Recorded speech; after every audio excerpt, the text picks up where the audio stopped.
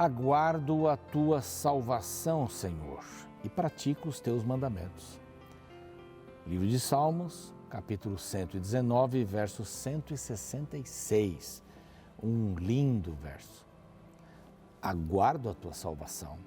Eu pratico os teus mandamentos. Eu pratico as tuas orientações, além dos 10 mandamentos, as orientações gerais, não é? A fidelidade, as orientações gerais sobre a honestidade.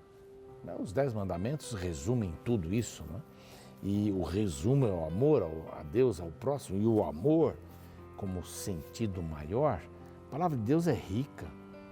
Então eu aguardo a tua salvação. Eu pratico a tua palavra. Não basta saber, é importante praticar.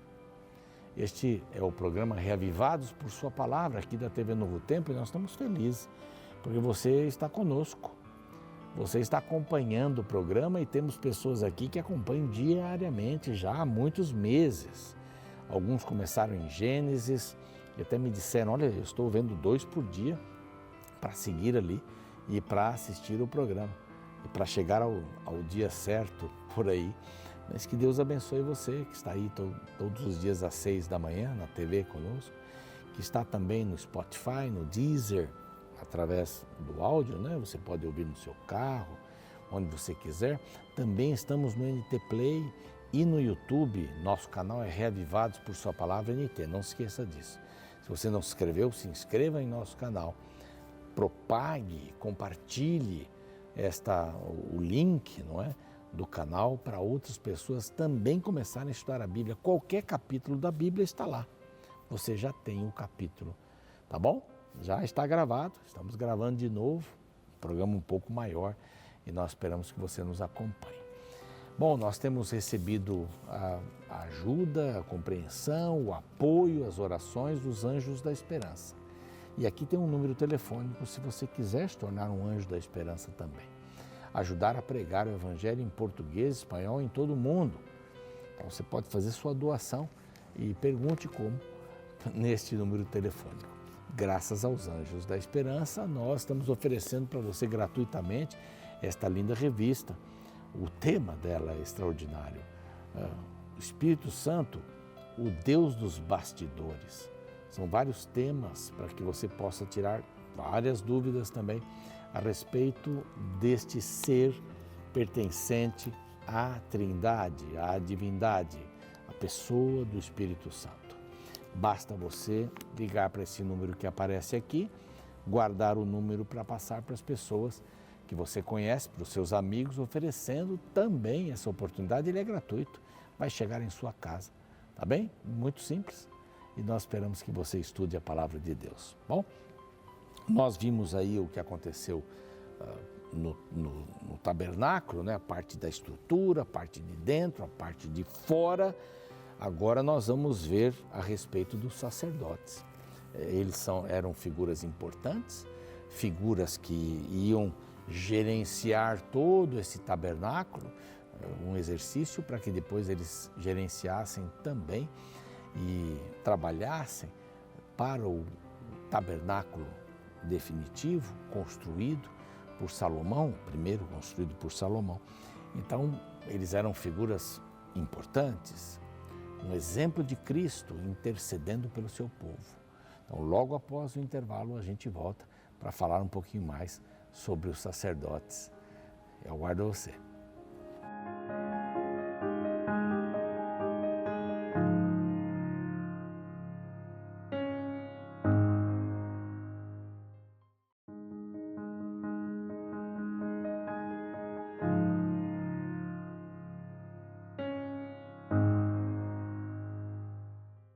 Estamos recomeçando o nosso programa depois desse intervalo.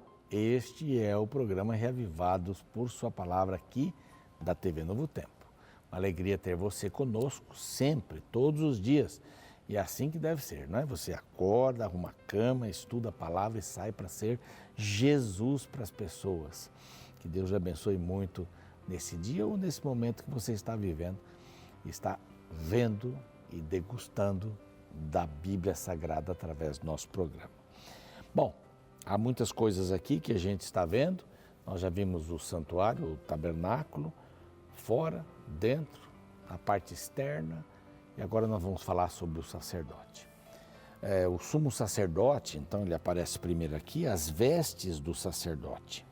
Fizeram também, aqueles que coordenaram isso, né? Bezalel e Aholiabe, tá? São nomes difíceis aqui.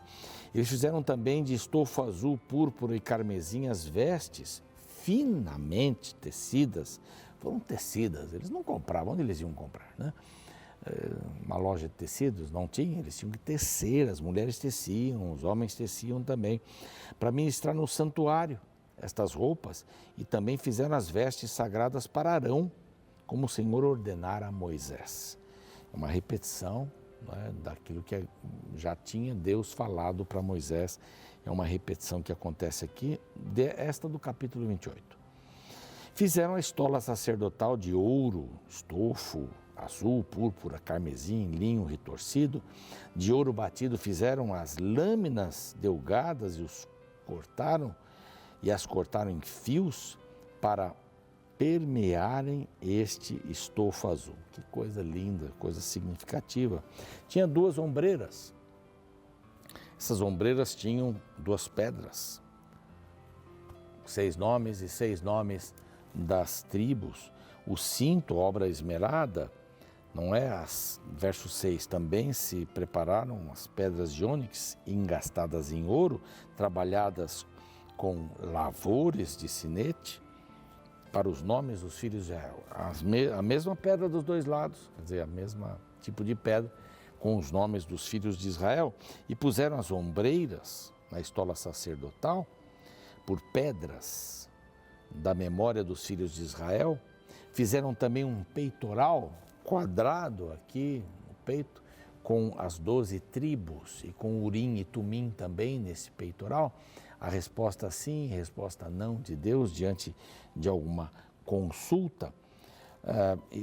Isso era muito importante. Então fala das pedras, né? Sárdio, topázio, verso 10, carbúnculo na primeira linha, segunda, esmeralda, safira, diamante, terceira linha, jacinto, ágata, ametista, quarta linha, berilo, ônix e jaspe.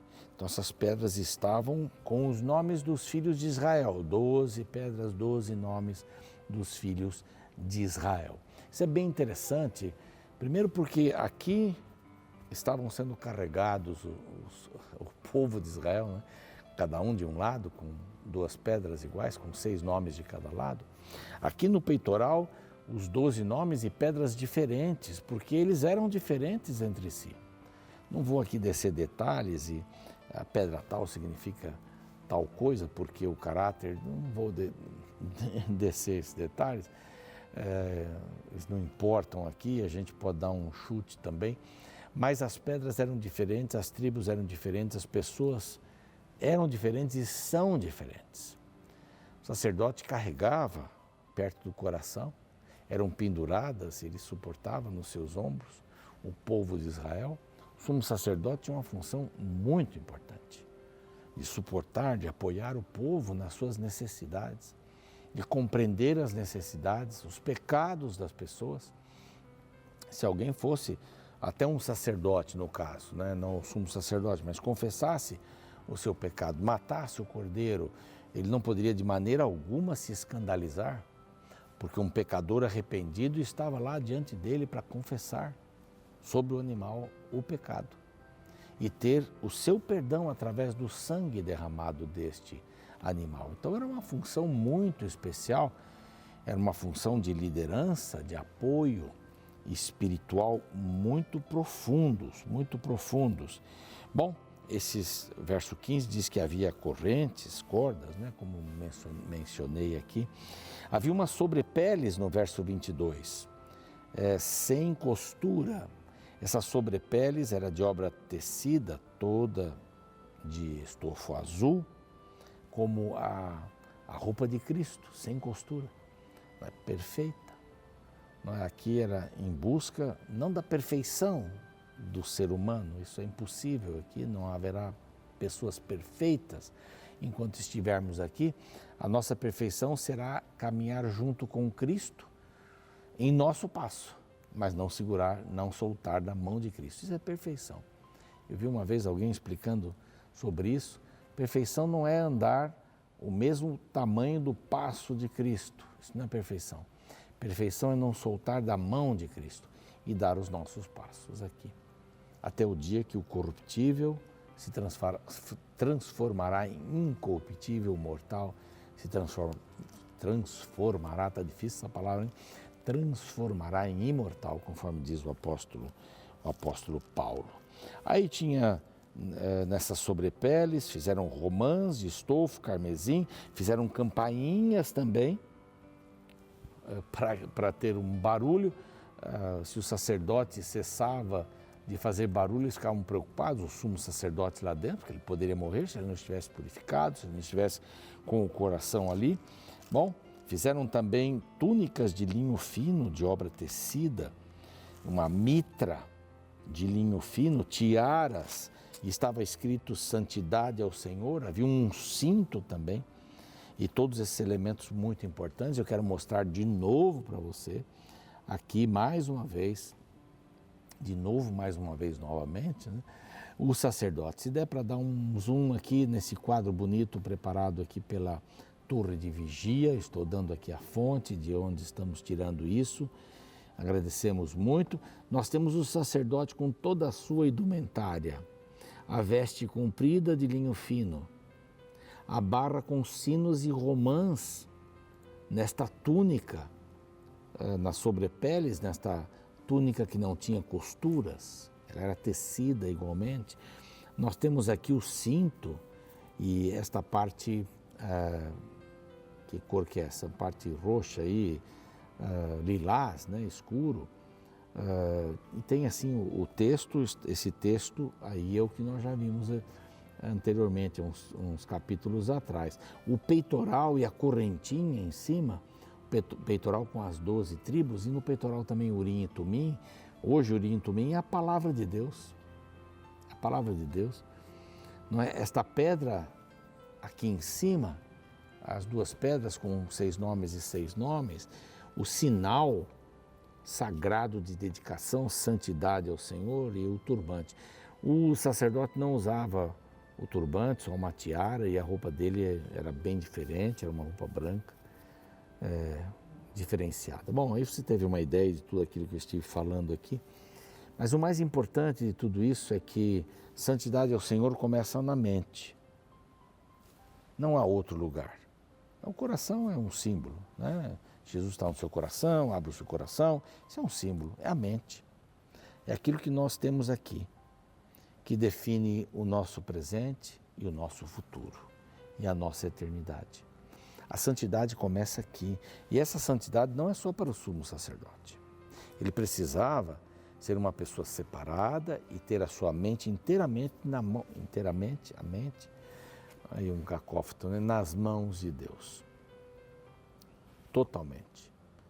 Submisso a Deus. Então, santidade ao Senhor significava: eu quero ter a mente de Cristo. Eu quero ser Jesus, ou quero ser Deus, né? Ou Jesus para as pessoas. Ele não tinha essa ideia de Jesus, né, como sacerdote, mas ele sabia do Messias que viria para ocupar a sua função. Muitos deles sabiam isso profundamente, outros talvez não. Não é? Houve tempos em que esse sacerdote era um cargo comprado, não era mais um cargo que vinha de Arão e sua descendência. Nos dias de Jesus, ele foi um cargo comprado, e para se manter ali, eles tinham que extorquir o povo, porque pagavam muito caro, e tinham que ainda dar dinheiro para o governo romano, que ajudou, ou que ajudava nessas tramóias todas aí. Mas Deus tinha esse propósito de ter esta santidade aqui, a proteção. Deus dá, através da mitra, a santidade que começa na cabeça. As decisões que eu tomo, não devem ser poucas as decisões que tomamos todos os dias, né? Aí, terminando aqui o capítulo 39, os utensílios do templo completados. Assim se concluiu toda a obra, verso 32, olha que beleza, da tenda da congregação, e os filhos de Israel fizeram tudo segundo o Senhor tinha ordenado a Moisés que o fizeram. Depois trouxeram a Moisés o tabernáculo, a tenda, os seus pertences, os colchetes, as tábuas, as vergas, colunas, bases, todos os elementos, coberta de pele, coberta de carneiro, tinta, o carneiro, as peles, né, de carneiro, tintas de vermelho, o véu reposteiro, propiciatório, arca do testemunho, pães da proposição, a mesa, o azeite de iluminação, o candelabro, o altar de ouro, incenso aromático, o altar de bronze, a sua grelha, as cortinas do átrio, tudo, as vestes finamente tecidas para ministrar no santuário, tudo foi levado a Moisés. Viu, pois, Moisés toda a obra e deu o seu like. Viu toda a obra e eis que tinham feito segundo o Senhor havia ordenado. Assim a fizeram e Moisés os abençoou. Que coisa linda. Dá vontade de já emendar o capítulo 40 aqui, para terminar o livro de Êxodo. Isso vai ficar para amanhã. Mas fizeram tudo isso e Moisés disse exatamente isso que Deus havia me dito. No próximo capítulo, Deus manda Moisés levantar o tabernáculo. Eu até mencionei em outro momento que ele levantou o tabernáculo e foi embora. Não, ele levantou o tabernáculo do chão. Não é? Ele fica um tempo por ali e depois eles vão embora, mais para frente um pouco, não é agora. Mas Deus pede para ele levantar o tabernáculo. Isso foi uma coisa extraordinária. Não é?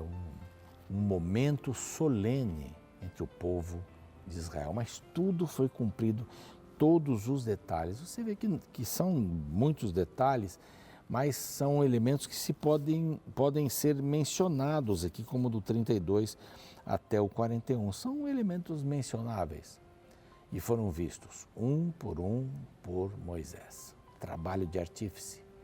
Demorou um bom tempo e agora são convidados a colocar em pé o santuário ou o tabernáculo, não é, como ele é mencionado aqui.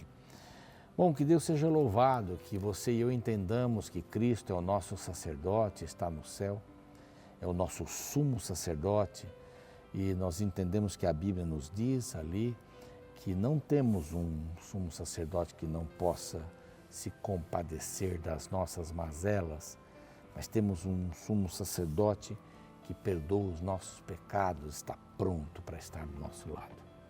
Pronto, basta você querer. Basta você ir na sua direção e que Deus te abençoe. Estamos quase terminando o livro de Êxodo. Vou começar aí o livro de Levíticos, promete muita coisa. Ele fala sobre as ofertas, os tipos de ofertas e uma porção de coisas aí. E nós vamos aprender também tudo isso, tá bem? Vamos orar? Senhor Deus, te agradecemos por esse dia, te agradecemos por esse estudo. Te agradecemos porque Jesus é o nosso sumo sacerdote, se compadece de nós. Te agradecemos porque temos Urim e Tumim hoje através da Tua palavra, tudo está bem esclarecido ali. Te agradecemos porque o Senhor nos carrega no peito, no coração, na mente. O Senhor suporta o Teu povo nos ombros e nós estamos felizes porque podemos contar com Cristo, nosso Senhor e Salvador, o nosso sumo sacerdote, o nosso Cordeiro. O sangue derramado nos purifica de todo o pecado. Nós queremos isso nesse momento, Pai. Entregarmos tudo que temos e somos nas Tuas mãos, em nome de Jesus. Amém. Bom, estamos terminando aqui, o programa continua. Espero você amanhã para o último capítulo de Êxodo. E aí começaremos Levíticos depois de amanhã. Um abraço, até lá. Eu me recordo de certa vez que fui convidado para ir a uma festa na casa de um amigo. Por algum motivo eu pensei que seria uma festa de aniversário e por isso fui com uma roupa bem informal, uma calça jeans, um tênis e uma camisa polo. Porém, quando cheguei ao local, descobri que na verdade era uma festa de casamento. Logo na porta estavam todos os padrinhos de terno e gravata, enquanto que o pastor estava na frente, aguardando o início da cerimônia. Quando comparei minha roupa com as dos demais convidados, percebi que a diferença era muito grande. Para minha surpresa, antes de conseguir escapar do lugar, o noivo me encontrou e fez questão de me levar até a cadeira que estava reservada para mim. Confesso que a cerimônia foi muito linda, mas em toda ela eu não me senti à vontade por sentir que não estava com a roupa certa para aquela ocasião. O interessante é que minha roupa não era indecente, porém ela era inadequada para o momento. Cerimônias formais exigem trajes formais. Sabe, dificilmente alguém iria para uma festa formal de casamento com uma roupa inadequada. Porém, infelizmente, muitas pessoas não têm este cuidado quando se trata de reuniões formais de culto a Deus. A reverência e o respeito pela presença de Deus deve se manifestar nos cultos religiosos através do nosso comportamento e também da roupa que vestimos. Essa verdade é tão importante que no Antigo Testamento, vários versos são dedicados para falar do traje que os sacerdotes deveriam usar no santuário. No capítulo 39, verso 1, lemos: Fizeram também de estofo azul, púrpura e carmesim as vestes, finamente tecidas, para ministrar no santuário. E também fizeram as vestes sagradas para Arão, como o Senhor ordenara a Moisés. Sabe, querendo ou não, a roupa que usamos revela quem nós somos. Isso porque o nosso exterior é uma propaganda do nosso interior. Por isso, um cristão deveria sim se importar com a mensagem que sua imagem está passando para a sociedade. O que falamos, o que comemos, os lugares que frequentamos e as roupas que vestimos revelam quanto a nossa religião se traduz em nossa vida diária. Mesmo calados, estamos pregando a favor ou contra o cristianismo.